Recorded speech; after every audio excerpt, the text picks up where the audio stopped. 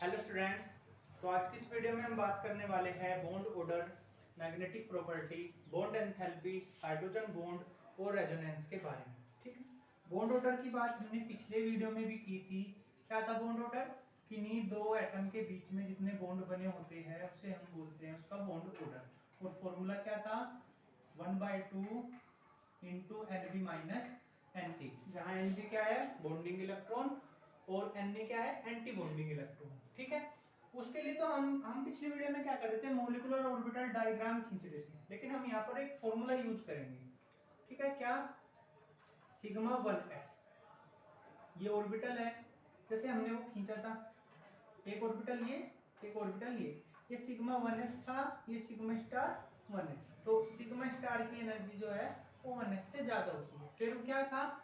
Sigma 2s। तो यहाँ पर भी ऐसे ही, फिर सिग्मा स्टार 2s। फिर ऊपर क्या था? पाई 2px। फिर दो ऑर्बिटल थे, कौन से? पाई 2py और दूसरा क्या था? पाई 2pz।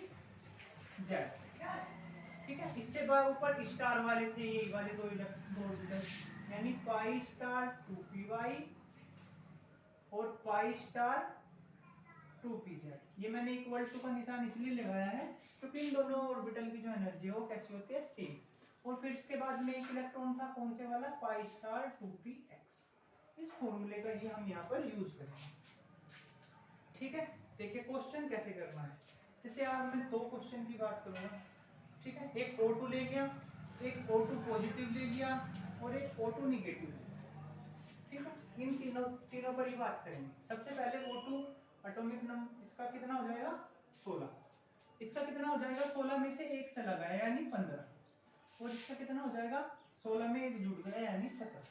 तो पहले 16 के 16 इलेक्ट्रॉन इसमें भर रहा हूं। एक ऑर्बिटल में दो इलेक्ट्रॉन आ सकते हैं, दो इसमें आए, फिर दो अगले में हो गए 4, दो अगले में,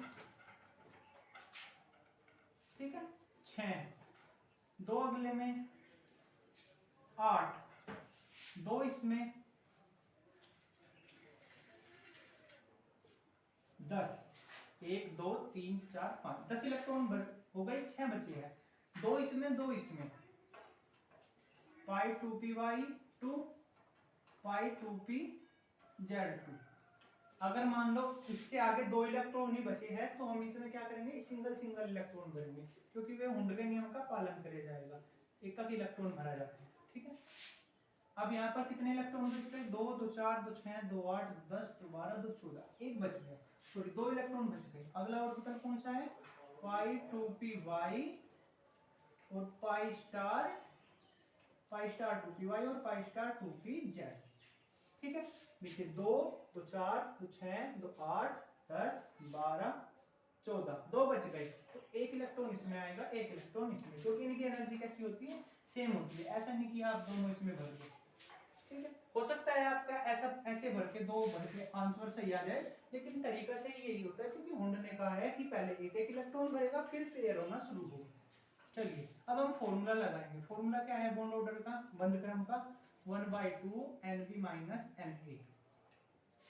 ठीक है, 1/2 Nb क्या है? बॉन्डिंग इलेक्ट्रॉन बिना स्टार वाले दो, तो 4 6 8 10।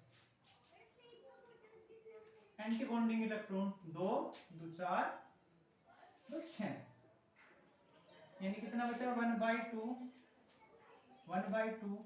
ठीक है, आगे 10 में से 6 गया 4, और 2 से 4 कितने बार कट गया? 2, यानी O2 के बीच में, O और O के बीच में कैसा पाएगा?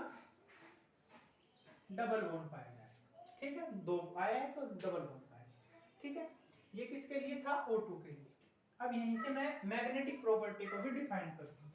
मैग्नेटिक प्रॉपर्टी से हम कैसे निकालेंगे? अगर इस फॉर्मूले में लिखा हुआ हमारे प्रत्येक ऑर्बिटल में दो दो इलेक्ट्रॉन भरे हुए हैं। कैसे भरे हुए हैं? प्रत्येक में दो दो इलेक्ट्रॉन भरे हुए हैं, यानी कि फुल है, सारे सारे के सारे ऑर्बिटल हमारे फुल है। तो जो हमारा मैग्नेटिक प्रॉपर्टी होगी वो कैसी होगी? डायमैग्नेटिक। ठीक है, यहां पर मैं लिख लेता हूं, फुल के लिए कैसी होगी? डायमैग्नेटिक। डायमैग्नेटिक मतलब प्रतिचुंबकीय। और अगर हाफ है यानी कि एक इलेक्ट्रॉन भरा है,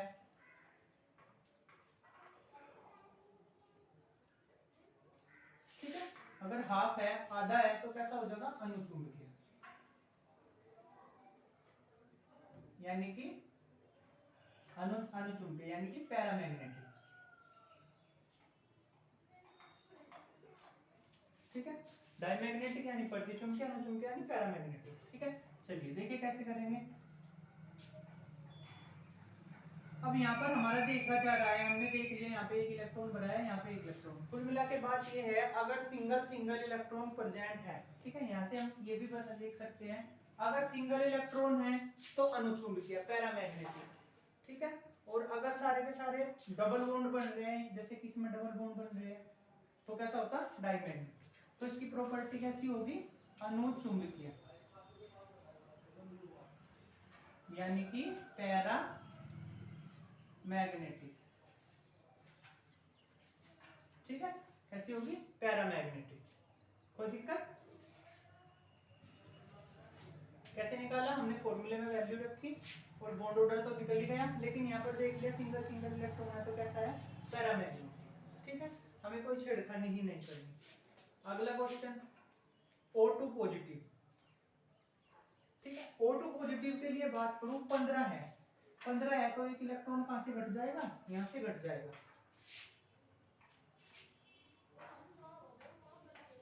ठीक है भाई, दो भरे गए, 2 2 4 2 6 2 8 10 12 14 और 15 इलेक्ट्रॉन यहाँ पर आ गए। ठीक है, तो जो बॉन्ड ऑर्डर होगा वो कितना होगा, 1/2 Nb minus Na। Non bond sorry, ठीक है, बॉन्डिंग इलेक्ट्रॉन कितने हैं, 2 2 4 2 6 8 10 और एंटी बॉन्डिंग कितने रह गए, 2 2 4 1 5। ठीक है, तो इनके बीच में जो बॉन्डिंग होगा वो कितना होगा, 2.5। कैसा बॉन्ड होगा, 2.5।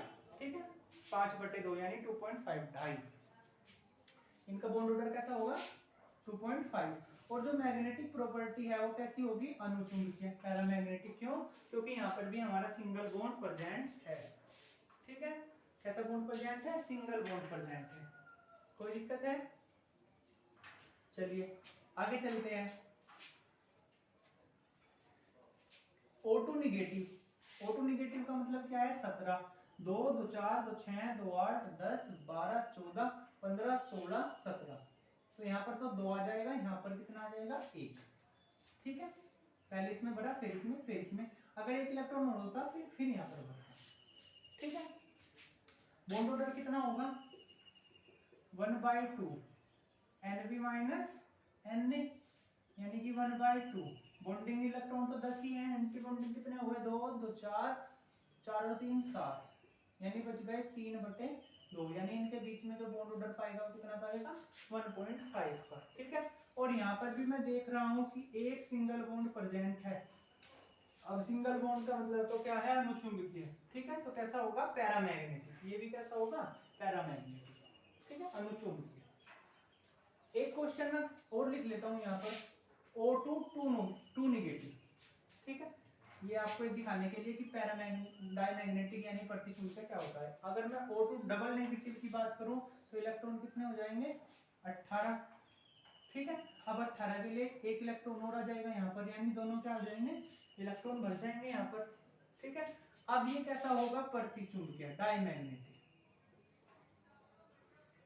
कैसा होगा, डायमैग्नेटिक। और जो इसका बॉन्ड ऑर्डर होगा वो कितना होगा, 1/2 Nb माइनस Na, यानी कि 1/2 10 माइनस, अब कितने हो गए एंटी बॉन्डिंग, 2 2 4 2 6 2 8, यानी कि 2/2, और इसका आंसर कितना आएगा, 1। यानी इसके बीच में O2 नेगेटिव 2 नेगेटिव के बीच में कैसा बॉन्ड पाया जाता है, एक बॉन्ड पाया जाता है, O negative single bond O।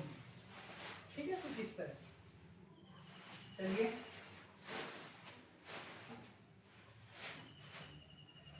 आगे चलते हैं। ये था हमारा बॉन्ड ऑर्डर और उसकी मैग्नेटिक प्रॉपर्टी। बॉन्ड ऑर्डर तो आप समझ ही गए, क्या है, दो एटम के बीच में जितने भी बॉन्ड बने हुए हैं उसे उसका क्या बोलते हैं, बॉन्ड ऑर्डर। और मैग्नेटिक प्रॉपर्टी, अगर सिंगल बॉन्ड प्रेजेंट है तो अनुचूड़ क्या है, पैरामैग्नेटिक, और अगर डबल बॉन्ड प्रेजेंट है तो डाईमैग्नेटिक। कैसा, प्रतिचूड़। ठीक है, ये सिर्फ दो बात को ही ध्यान रखेंगे, उसकी मैग्नेटिक प्रॉपर्टी हमें पता चल जाएगी। बॉन्ड एंथैल्पी, अगला पॉइंट है हमारा बॉन्ड एंथैल्पी। बॉन्ड एंथैल्पी क्या होता है? ठीक है भाई, दो एटम है, उनके बीच में क्या बना हुआ है, कोई बॉन्ड बना हुआ है। तो इस बॉन्ड को तोड़ने के लिए जितनी एनर्जी की रिक्वायरमेंट होगी, इस बॉन्ड को तोड़ने के लिए जितनी एनर्जी, जितनी ऊर्जा की रिक्वायरमेंट होगी, उसे ही हम बोलेंगे उसकी बॉन्ड एंथैल्पी। ठीक है, किन्हीं दो एटम के बीच के बॉन्ड को ब्रेक करने के लिए, तोड़ने के लिए जितनी एनर्जी की, जितनी ऊर्जा की आवश्यकता होती है, उसे ही हम उसकी क्या बोलते हैं, बॉन्ड एंथैल्पी बोलते हैं। कोई दिक्कत है? यही था हमारा बॉन्ड एंथैल्पी। ठीक है, अगला पॉइंट चलते हैं हाइड्रोजन बॉन्ड।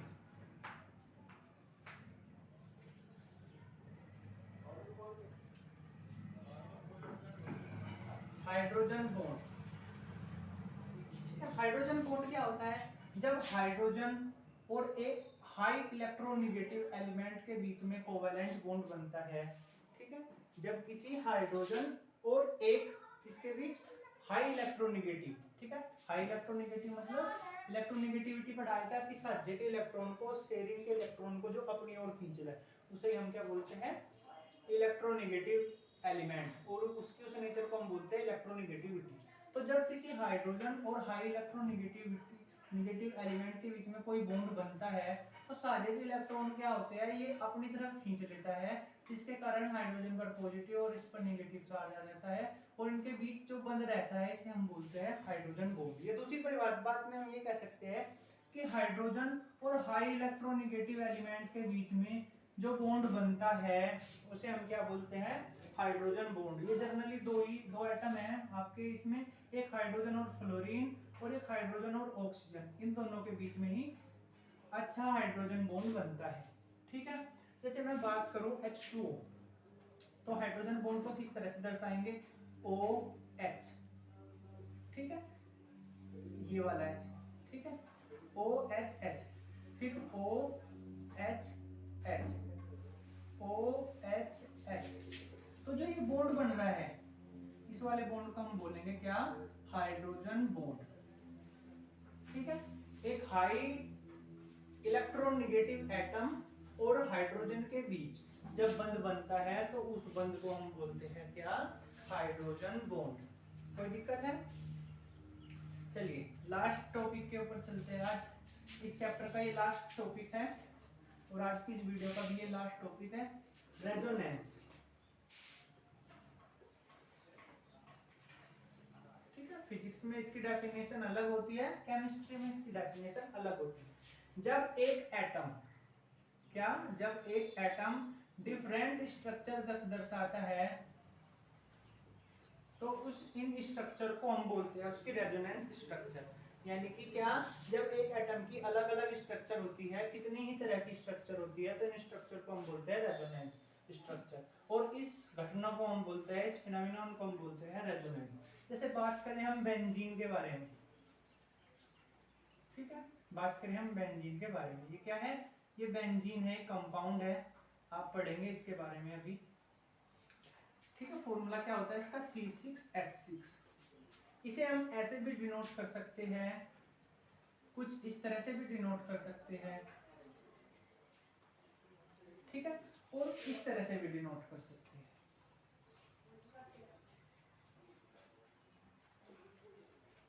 ठीक है, तो बेंजीन के पास कितने रेजोनेंस स्ट्रक्चर है, 3 रेजोनेंस स्ट्रक्चर है। ठीक है, तो इसे ही हम बोलते हैं क्या, इस घटना को ही हम बोलते हैं रेजोनेंस। जब किसी कंपाउंड के पास एक से अधिक स्ट्रक्चर पाई जाती है, तो ये उसकी क्या कहलाती है, रेजोनेंस।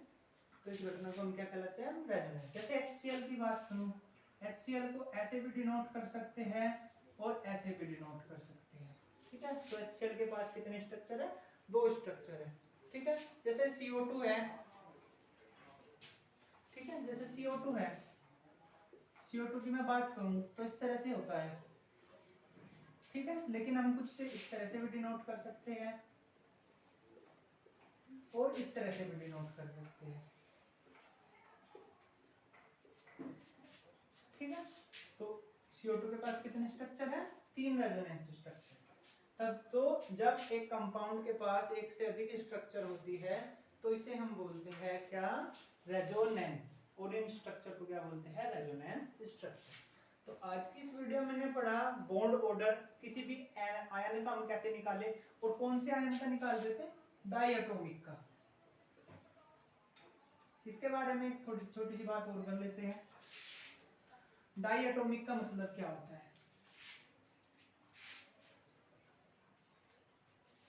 ठीक है, मॉलिक्यूल जो है, अब हमने मॉलिक्यूल के बारे में पढ़ा था एक वीडियो में। मॉलिक्यूल क्या होते हैं? वे कंपाउंड की वे यूनिट, वे छोटी यूनिट जो फ्री स्टेट में तो रहती है लेकिन वे केमिकल रिएक्शन में भाग नहीं लेते, मॉलिक्यूल कहलाते हैं। ये 3 टाइप के होते हैं। मोनोएटॉमिक, भाई ऐसे मॉलिक्यूल जिसमें केवल एक ही एटम हो, जैसे हीलियम, नियोन, आर्गन, ये सारे कैसे हैं? मोनोएटॉमिक है। डायटोमिक जैसे O2, N2, F2, Cl2, ठीक है, ये कैसे हैं? डायटोमिक। और फिर होता है पॉलीएटॉमिक।